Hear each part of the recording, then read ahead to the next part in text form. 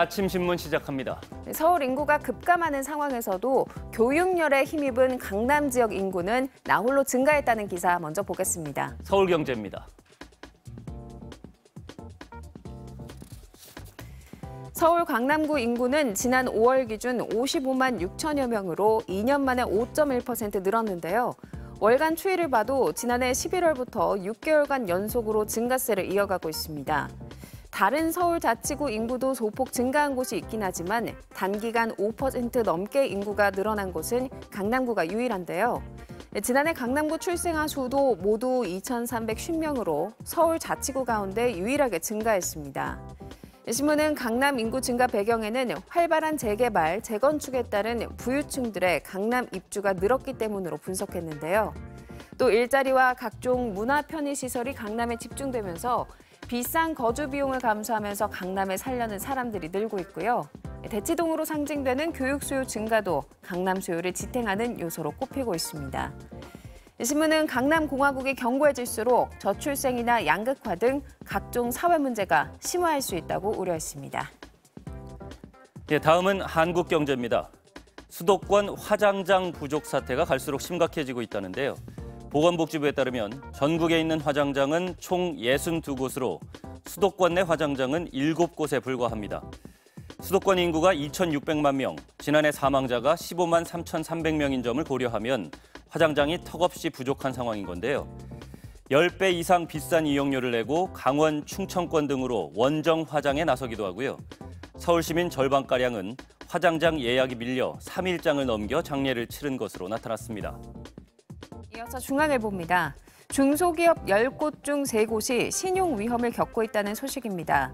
신용평가기관 나이스평가정보가 국회에 제출한 자료에 따르면 지난 3월 말 기준 신용등급 C등급 이하를 받은 중소기업 비율은 약 27%에 달했는데요.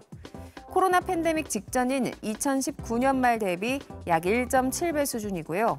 C등급 이하면 거래 신용 위험이 나타날 가능성이 크거나 사실상 부도 상태라는 의미입니다. 중소기업들은 고물가, 고환율로 수익은 줄고 고금리까지 덮치며 금융비용이 증가해 돈을 빌리기도 갚기도 어려운 처지인데요. 중소기업 연체와 파산 사태가 확산하면 한국 경제 전반으로 위험이 번질 수 있다는 우려가 나오고 있습니다.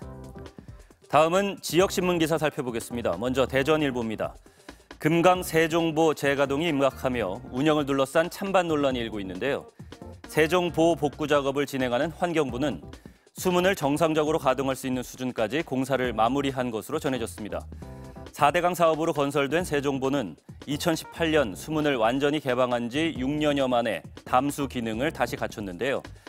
보 가동에 반대하는 환경단체는 40여일째 천막 농성을 이어오고 있는데 세종보가 가동되면 녹조가 창궐해 생태계가 파괴되고 멸종위기종이 금강을 떠나게 될 거라고 주장하고 있습니다.